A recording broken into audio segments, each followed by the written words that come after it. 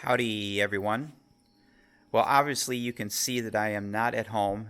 I am not in my shop, and I am not out at my own hangar. I am back out with my friend Wes. Wes and I met a couple of years ago. He contacted me.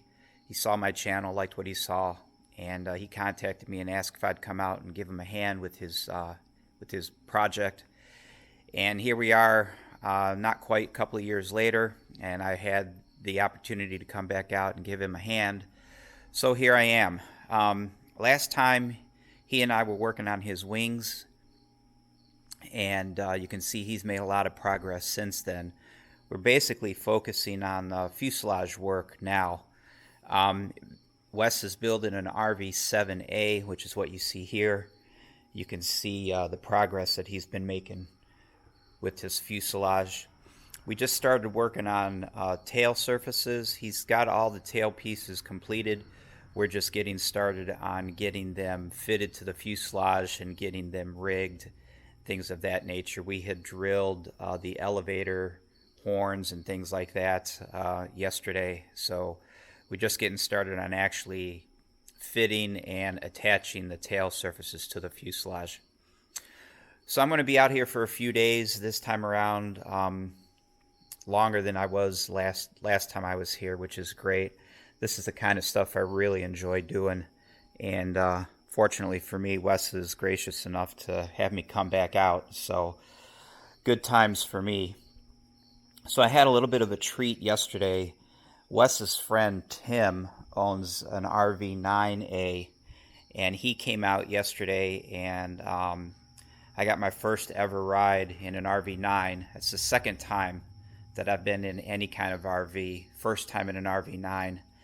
And Tim was totally awesome, super awesome guy. And I couldn't believe it. I was completely shocked, but he let me fly left seat. I did start up, taxi, run up, take off, flew the airplane, power on, power off stalls, steep turns, things like that, you know, just fooling around, and he let me land it. Couldn't believe it. I mean, my landing was absolutely horrible. I thought for sure I was going to bend something on his airplane, but it was so awesome. And I really appreciate the opportunity to fly that airplane. So I'm really going to try to stay in touch with Tim. Super nice guy, and I really appreciate him giving me that opportunity. So I'm hoping I've made yet another RV friend. So anywho, Wes and I are going to be out here, like I said, for a few days. We're going to do the tail work. We're going to do some fuselage work, and whatever he's got in mind that he'd like help with, that's why I'm here. So I'll keep this short. Got a lot of work to do. I'd like to get a lot of stuff done for him before I have to head back, so I'm not going to spend too much time videotaping and things like that. But while I'm here, there's going to be a delay in the videos. Of course, that's not going to matter because by the time you see this video, the delay will be over, right? Anywho, thanks as always for stopping in, and I will talk to you guys later. Howdy, everyone. Well, you can see that I'm still here with Wes working on his RV-7. We've basically been focusing on the tail assembly. Anybody who's made it this far in their build will know that this is a very tedious part of the build, between fitting the horizontal stabilizer to the fuselage, fitting and rigging the elevators to the horizontal, fitting the vertical stabilizer to the fuselage, fitting the rudder to the vertical stabilizer, getting your limits, your up and down travel limits on the elevators, your left and right limits on the rudder, getting those set and correct, getting the elevators in trail with one another, getting the linkage connected and adjusted so that the sticks and the travel is correct, getting everything square and plumb, getting everything drilled and bolted. It's a lot of work. It's tedious. So that's what we've been focusing on pretty much the whole time I've been out here. I've done some little things, nothing too exciting, but I believe we'll have this wrapped up today. basically we're doing just the setting the travel limits, putting the mechanical stops in place and adjusting everything for the travel limits. And then we can bolt this together one last time, and then we're going to move on to, I think we're going to move on to doing the engine mount real quick, just throwing it up on the fuselage, getting it set correctly, and have that bolted in place.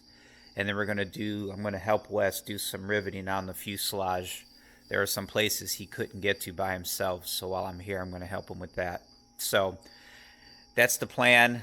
Like I said, we've basically just been working on the tail. I've been working on that for a few days now. Have that wrapped up today, and we'll move on to other things.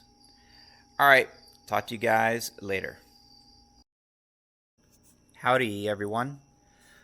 You can see now that we have the tail on Wes's plane, and like I said just a minute ago, this is a relatively tedious process, getting the different components in place and aligned and drilled and rigged and straight and true and things like that. Of course, the process that I use involves a lot of assembly, disassembly, reassembly, disassembly, that kind of thing. So it takes some time, but the results are always very good, at least a couple of times that I've done it now. And so that's ready to roll. Like I said, we still have some riveting that we're going to do, and just little things like that. Today's my last day, unfortunately. We'll be out here this morning and maybe a little bit in the afternoon, and then I'm going to head back home. So we're just going to tie up some loose ends basically today, and that will be it until next time. And hopefully there will be a next time. Here's the engine mount. Again, this is for a 7A. We did get this mounted, so to speak, yesterday. That was the other thing that we had worked on. So we got the engine mount on the firewall, and we got the firewall drilled and cleaned up.